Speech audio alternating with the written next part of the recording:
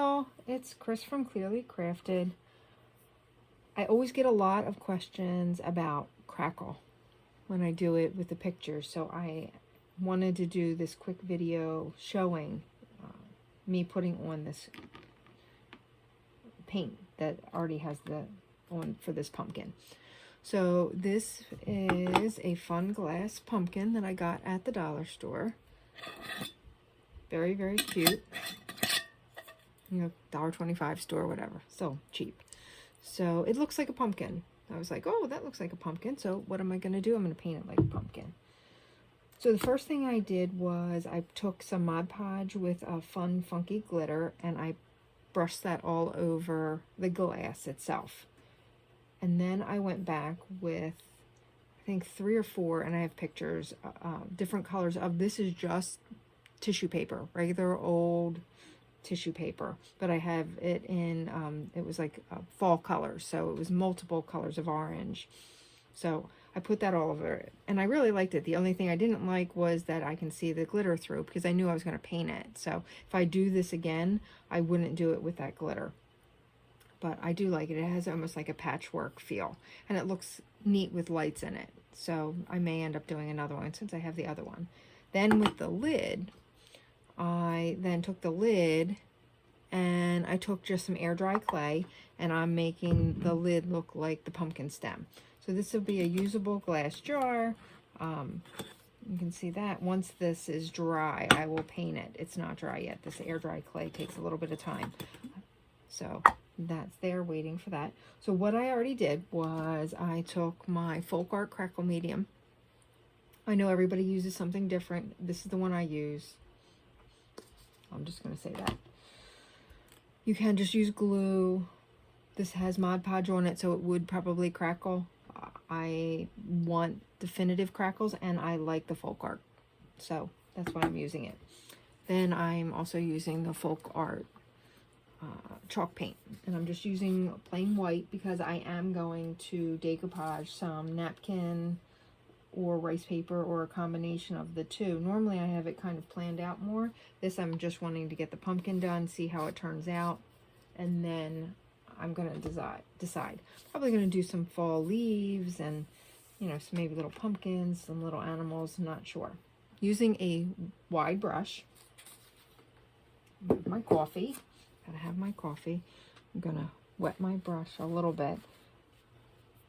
All right, I don't want it too wet because I don't want it to be soppy, because that'll really get things moving. So when you're brushing on with the crackle, you want to do very short, straight strokes. If you start going back over it, it will actually pull it, and that's when you get those weird kind of look where it almost looks like it's pulling it off. So, and you're going to move quickly. So. And this is actually a little thick. I like my chalk paint a little thinner. So let's add some water, and that's all you have to do. I have my squirt. I love these little squirts from, those are, I think, are from the dollar store too. Dollar store. All right, so I'm just going to pick up my bottle, and I am just going to start around the edge, and this will start crackling pretty quickly. You'll see cracks forming by the time I'm done. You can see it's already cracking there. This goes really quickly. I'm trying to do it over where you can see it. And I'm doing this because I do want to put lights in this. So think about it this way. Usually paint blocks the light. But what I'm doing is, with crackling it, I'm going to have those fine lines where the light will show through, so I can still put lights in this. I need some more water. Chalk paint really dries your brush very quickly.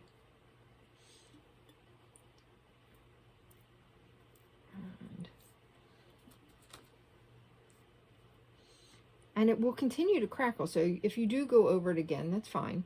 It will continue to crackle until it's completely dry. And honestly, if you add more water, I think you'll get more crackles. It's what I've found. Not everyone believes that. But look, we're almost done. So did that very quickly. And you can see where it's already crackling. See that? And that is enough of a white base that, like, as I decide to decoupage over it, I will still be able to, the pieces that I decoupage over will show up. That's the big thing. If I went with decoupage pieces over the orange, they wouldn't show up as well. And I will add, and then I will finish this edge around there once this is dry. Just gonna do these base ends. And then I will do my usual peekaboo piece at the bottom, where I usually have something looking into the jar from here. I'll put it on the outside, so then you'll see it on the inside. And the inside's neat too. I'll take some pictures so that you'll be able to see what the inside looks like, because it really makes the orange show up. You can see that, but then you see the crackles. This is going to be a fun little piece. And then I will go back, like this for me is, I'm going to go back with some defining paint and define the pumpkin lines. And, you know, this, I like the fact that some of that glitter I had was bigger, so it's kind of leaving bumps. So you think of those lumpy, bumpy, I love warty pumpkins. I love all kinds of pumpkins, everything for fall. So this is going to be a fun piece when I'm done, hopefully. You know, you never know. It could end up in the trash or getting washed, depending on what the next step does to it. But that's it. So we now have, and look at all those cracks that form just in this short period of time. So, all right. Happy crackling.